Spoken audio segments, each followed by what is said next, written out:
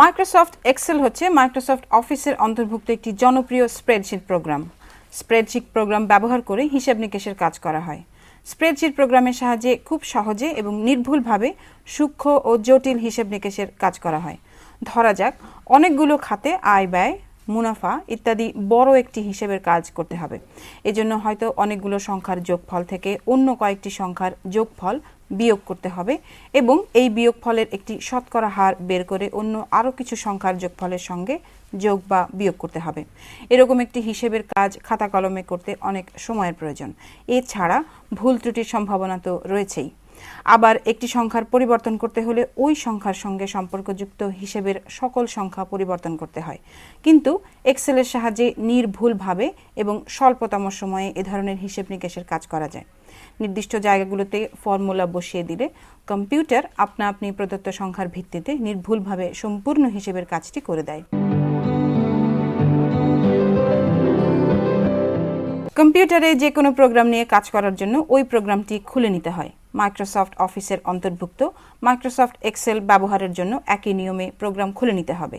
Microsoft Excel programme খোলার জন্য desktop থেকে স্টার্ট বোতামে ক্লিক করলে একটি ফ্লাই আউট মেনু পাওয়া যাবে। এই মেনুর অল প্রোগ্রামস কমান্ডের উপর ক্লিক করলে একটি ফ্লাই আউট মেনু পাওয়া যাবে। এই ফ্লাই আউট মেনু তালিকা থেকে মাইক্রোসফট অফিস মেনুতে ক্লিক করলে মাইক্রোসফট অফিসের অধীন প্রোগ্রামগুলোর তালিকা পাওয়া যাবে। এই তালিকা থেকে হিসেব নিকেশের প্রোগ্রাম মাইক্রোসফট এক্সেল 2010-এর উপর ক্লিক করলে মাইক্রোসফট এক্সেল 2010 চালু হয়ে যাবে বা খুলে যাবে। পর্দায় মাইক্রোসফট অফিস এক্সেল প্রোগ্রামের পরিবেশ বা শূন্য ওয়ার্কশিট পাওয়া যাবে। কাজ শুরুর আগে শূন্য ওয়ার্কশিটের বিভিন্ন অংশের পরিচিতিমূলক শব্দ এবং ব্যবহার সম্পর্কে ভালোভাবে জেনে নেওয়া প্রয়োজন। কাজ শেখানোর প্রতিটি পর্যায়ে ওয়ার্কশিটের এসব পরিচিতিমূলক শব্দ ব্যবহার করা হবে। যারা মাইক্রোসফট অফিস এক্সেল 2003 ব্যবহার করছেন তারা ওয়ার্কশিটের উপরের অংশে অনেকটা জায়গা জুড়ে রিবন দেখতে পাবেন। মাইক্রোসফট এক্সেল 2007 থেকে রিবন সংযোজিত হয়েছে। রিবনের উপরের সারিতে বেশ কিছু ট্যাব রয়েছে, যেমন home, insert, page layout, formulas, data, review, view ইত্যাদি। প্রতিটি ট্যাবের অধীন সংশ্লিষ্ট কাজের জন্য বিভিন্ন ধরনের কমান্ড, অপশন, মাপজোকের মেনু বা এডিট বার ইত্যাদি বিন্যস্ত করা হয়েছে। ট্যাবে ক্লিক করলে ওইসব কমান্ড, অপশন, মাপজোকের মেনু বা এডিট বার ইত্যাদি পাওয়া যাবে। ব্যবহারকারী মনে করলে রিবনটি গুটিয়ে রাখতে পারেন। যে কোনো ট্যাবের ওপর বা দুটি ট্যাবের মাঝখানে মাউসের ডান বোতামে চাপ দিয়ে ক্লিক করলে বিষয় সংবেদনশীল মেনু পাওয়া যাবে। এই মেনু থেকে মিনিমাইজ দ্য রিবন কমান্ডে ক্লিক করলে বা মিনিমাইজ দ্য রিবন আইকনে ক্লিক করলে বা কিবোর্ডের কন্ট্রোল বোতাম চেপে রেখে F1 বোতামে চাপ দিলে রিবনটি গুটিয়ে যাবে। আবার প্রয়োজন হলে একই প্রক্রিয়ায় রিবনটি সম্প্রসারিত করে নেওয়া যাবে। আপাতত রিবনটি গুটিয়ে রাখা হলো। রিবনের নিচে অসংখ্য আয়তাকার ঘর বিশিষ্ট অংশটি হচ্ছে ওয়ার্কশিট। শুরুর ওয়ার্কশিটটি বুক 1 মাইক্রোসফট এক্সেল নামে অভিহিত থাকবে। ওয়ার্কশিটগুলো হচ্ছে ওয়ার্কবুকের ভেতরের পাতা। পর্দার নিচের দিকে হরাইজন্টাল স্ক্রোল বারের বাম পাশে কয়েকটি ওয়ার্কশিটের ক্রমিক সংখ্যাযুক্ত ট্যাব থাকে। যে ট্যাবের উপর ক্লিক করা হয় সেই ট্যাবযুক্ত ওয়ার্কশিটটি সক্রিয় ওয়ার্কশিটে পরিণত হয়। ওয়ার্কশিটের প্রতিটি আয়তাকার অংশকে বলা হয় সেল। সেলকে ঘরও বলা যেতে পারে। উপর থেকে নিচের দিকে চলে আসা ঘরের সমষ্টিকে বলা হয় কলাম। প্রত্যেকটি কলামকে একটি করে ইংরেজি বর্ণ দিয়ে চিহ্নিত করা হয়, যেমন column A, column B, column C ইত্যাদি নামে কলামগুলো চিহ্নিত করা হয়। বাম দিক থেকে ডান দিকে পাশাপাশি চলে যাওয়া ঘরের সমষ্টিকে বলা হয় সারি বা রো। প্রত্যেকটি সারিকে ইংরেজি 1, 2, 3 ইত্যাদি সংখ্যা দিয়ে চিহ্নিত করা হয়, যেমন সারি 1, সারি 2, সারি 3 ইত্যাদি। কলাম এবং সারির সংযোগ স্থানে অবস্থিত ঘরটিকে ওই ঘরের অবস্থান হিসেবে উল্লেখ করা হয়, যেমন সি কলামের 5 নম্বর সারির সংযোগ স্থানে অবস্থিত ঘরটির অবস্থান হচ্ছে C5। কোনো ঘরে মাউস পয়েন্টার দিয়ে ক্লিক করলে ওই ঘরটি সক্রিয় হয়। সক্রিয় ঘরের আয়তাকার অংশ ডাবল রেখা বিশিষ্ট হয়। এক্সেলে একে কার্সারও বলা হয়। ওয়ার্কশিটের যখন যে ঘরটি সক্রিয় থাকে তখন সেই ঘরটির পরিচয় বা অবস্থান সক্রিয় ঘর নির্দেশক অংশে বা নেম বক্সে প্রতিফলিত হয়। ফর্মুলা বারে সক্রিয় ঘরের বিষয়বস্তু প্রদর্শিত হয়, যেমন C5 ঘরে এক্সেল 2010 টাইপ করলে ওই টাইপ করা বিষয়বস্তু একই সঙ্গে ফর্মুলা বারে প্রদর্শিত হবে। মাইক্রোসফট অফিস এক্সেল 2010-এর একটি ওয়ার্কশিটে রয়েছে 10,48,576টি সারি এবং 16,384টি কলাম। এতে মোট ঘর বা সেলের সংখ্যা হচ্ছে 17,17,98,69,184টি। হিসাব নিকেশের একটি ওয়ার্কশিট তৈরির আগে ঘর, সারি, কলাম, অংশবিশেষ এবং গোটা ওয়ার্কশিট সিলেক্ট করার নিয়ম সম্পর্কে জেনে নেওয়া প্রয়োজন। কারণ কোনো একটি ঘরে সংখ্যা বা লেখা টাইপ করার জন্য বা টাইপ করা সংখ্যা বা লেখা ব্যবহার করার জন্য ওই ঘরটি সিলেক্ট করে সক্রিয় করে নিতে হয়। সিলেক্ট করার অর্থ হচ্ছে ওই ঘর, সারি, কলাম বা বিশেষ অংশকে কোনো কাজের জন্য তৈরি করা বা কাজের আওতায় আনা। সিলেক্ট করার কাজ করা হয় সাধারণত মাউসের সাহায্যে এবং কিবোর্ডের শিফট, ট্যাব, কন্ট্রোল ইত্যাদি বোতাম সহ তীর চিহ্ন বোতামগুলোর সাহায্যে। একটি ঘর সিলেক্ট করার জন্য ওই নির্দিষ্ট ঘরের উপর মাউস পয়েন্টার স্থাপন করে মাউসে ক্লিক করলে ঘরটি সিলেক্টেড হবে। কিবোর্ডের শিফট বোতাম চেপে রেখে তীর চিহ্ন বোতামগুলো ব্যবহার করে উপরে নিচে, ডানে বাঁয়ে পর্যায়ক্রমে একটি ঘর সিলেক্ট করা যাবে। D6 ঘরটি সিলেক্ট করা হলো। কিবোর্ডের শিফট বোতাম চেপে রেখে ডানমুখী তীর বোতামে একবার চাপ দিলে E6 এবং দুইবার চাপ দিলে F6 সিলেক্টেড হবে। এভাবে একটির পর একটি ঘর সিলেক্ট করা যাবে। D6 ঘরটি সিলেক্ট করার পর কিবোর্ডের শিফট বোতাম চেপে রেখে বামমুখী তীর বোতামে একবার চাপ দিলে C6 এবং দুইবার চাপ দিলে B6 সিলেক্টেড হবে। D6 ঘরটি সিলেক্ট করার পর কিবোর্ডের শিফট বোতাম চেপে রেখে ঊর্ধ্বমুখী তীর বোতামে একবার চাপ দিলে D5 এবং দুইবার চাপ দিলে D4 সিলেক্টেড হবে। D6 ঘরটি সিলেক্ট করার পর কিবোর্ডের শিফট বোতাম চেপে রেখে নিম্নমুখী তীর বোতামে একবার চাপ দিলে D7 এবং দুইবার চাপ দিলে D8 সিলেক্টেড হবে। কখনো একাধিক ঘর বা নির্দিষ্ট কিছু ঘর সিলেক্ট করার প্রয়োজন হতে পারে।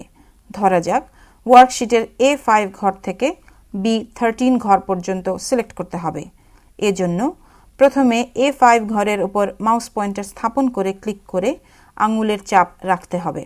আঙুল চেপে রাখা অবস্থায় মাউস পয়েন্টারকে ডান দিকে B5 ঘর পর্যন্ত ড্র্যাগ করে বা টেনে নিতে হবে এবং B5 পর্যন্ত পৌঁছার পর মাউস পয়েন্টারটিকে নিচের দিকে B13 ঘর পর্যন্ত ড্র্যাগ করে বা টেনে এনে মাউসের উপর থেকে আঙুলের চাপ ছেড়ে দিতে হবে। দেখা যাবে A5 থেকে B13 পর্যন্ত অংশের ঘরগুলো সিলেক্টেড বা হাইলাইটেড অবস্থায় আছে। সিলেক্টেড বা হাইলাইটেড অংশ সায়ান রঙের আচ্ছাদনযুক্ত দেখা যায় এবং সিলেক্টেড অংশের মধ্যে লেখা থাকলে তা লেখার নিজস্ব রঙে প্রদর্শিত হবে। হাইলাইটের রং কালো বা সায়ান না হয়ে অন্য রঙেরও হতে পারে। কিবোর্ডের শিফট এবং তীর চিহ্ন বোতামের সাহায্যেও উপরে বর্ণিত সিলেকশনের কাজ করা যায়। এজন্য A5 ঘর সিলেক্ট করার পর শিফট বোতামে চাপ রেখে ডানমুখী তীর চিহ্ন বোতামে একবার চাপ দিলে ডান পাশের ঘর অর্থাৎ B5 সিলেক্টেড হবে। এবার নিম্নমুখী তীর চিহ্ন বোতামে চাপ দিতে থাকলে সিলেকশন নিচের দিকে বাড়তে থাকবে এবং B13 ঘর পর্যন্ত পৌঁছার পর শিফট বোতামের চাপ ছেড়ে দিতে হবে। সবচেয়ে সহজ পদ্ধতি হচ্ছে A5 ঘর সিলেক্ট করার পর শিফট বোতামে চাপ রেখে B13 ঘরে ক্লিক করলে A5 ঘর থেকে B13 ঘর পর্যন্ত সবগুলো ঘর সিলেক্টেড হয়ে যাবে। সিলেকশন তুলে দেওয়ার প্রয়োজন হলে ওয়ার্কশিটের যে কোনো জায়গায় মাউস পয়েন্টার ক্লিক করলে সিলেকশন চলে যাবে। একটি মাত্র সারি সিলেক্ট করার জন্য সারির বাম পাশে সারি নির্দেশক সংখ্যার উপর ক্লিক করতে হবে। সারি নির্দেশক সংখ্যা 5-এর উপর ক্লিক করা হলো। 5 নম্বর সারি সিলেক্টেড হয়ে গেল। নির্দিষ্ট সারির উপরে ও নিচে আরও সারি সিলেক্ট করার জন্য সারি নির্দেশক সংখ্যায় ক্লিক করে নির্দিষ্ট সারি সিলেক্ট করার পর মাউসে চাপ রেখে উপরের দিকে ড্র্যাগ করে এবং নিচের দিকে ড্র্যাগ করে একই সঙ্গে আরও সারি সিলেক্ট করা যায়। 5 নম্বর সারিটি সিলেক্টেড থাকা অবস্থায় বা সিলেক্ট করার পর মাউসে চাপ রেখে উপরের দিকে ড্র্যাগ করতে থাকলে উপরের দিকে একটি করে সারি সিলেক্টেড হতে থাকবে। নিচের দিকে ড্র্যাগ করতে থাকলে নিচের দিকে একটি করে সারি সিলেক্টেড হতে থাকবে। 5 নম্বর সারিটি সিলেক্টেড থাকা অবস্থায় বা সিলেক্ট করার পর কিবোর্ডের শিফট বোতাম চেপে রেখে নিম্নমুখী তীর বোতামে চাপ দিতে থাকলে নিচের দিকে একটি করে সারি সিলেক্টেড হতে থাকবে।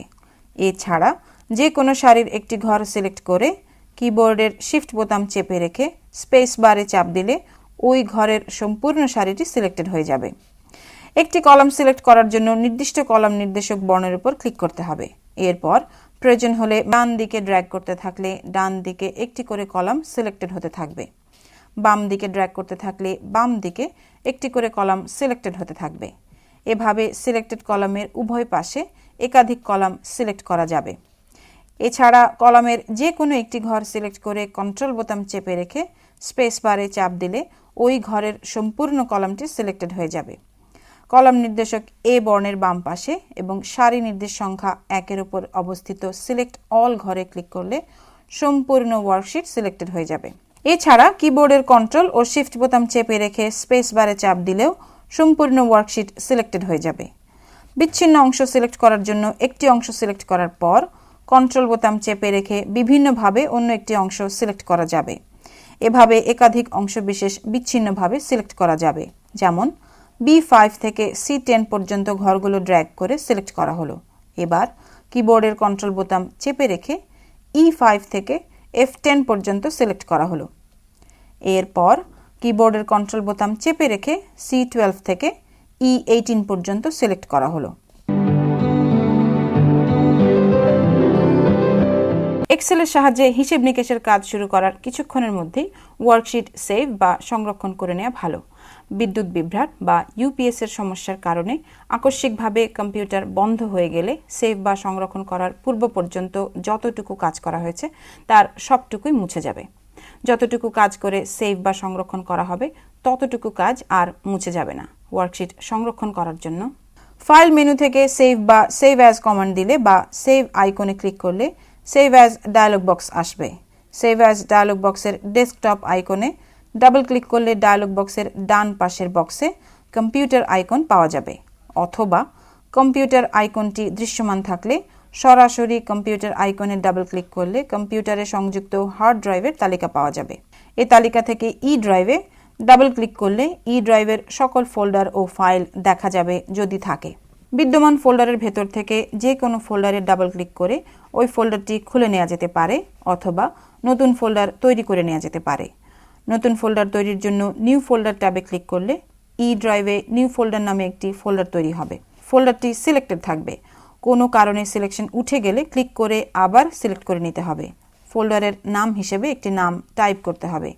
এক্ষেত্রে এক্সেল প্র্যাকটিস টাইপ করা হলো। কিবোর্ডের এন্টার বোতামে চাপ দিলে নামটি ফোল্ডারের নাম হিসেবে যুক্ত হবে। কিবোর্ডের এন্টার বোতামে আবার চাপ দিলে ফোল্ডারটি খুলে যাবে এবং ডায়লগ বক্সের সেভ ইন ঘরে ওই নামটি প্রদর্শিত হবে।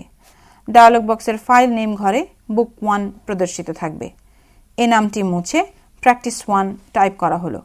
এবার ডায়লগ বক্সের সেভ বোতামে ক্লিক করলে ডায়লগ বক্স চলে যাবে এবং ওয়ার্কশিটটি প্র্যাকটিস 1 নামে সংরক্ষিত হয়ে যাবে। ওয়ার্কশিটের নাম হিসেবে টাইটেল বারে প্র্যাকটিস 1 মাইক্রোসফট এক্সেল প্রদর্শিত হবে। এরপর থেকে কিছুক্ষণ কাজ করার পর কিবোর্ডের কন্ট্রোল বোতাম চেপে রেখে এস বোতামে চাপ দিলে নতুন কাজ সেভ বা সংরক্ষিত হয়ে যাবে।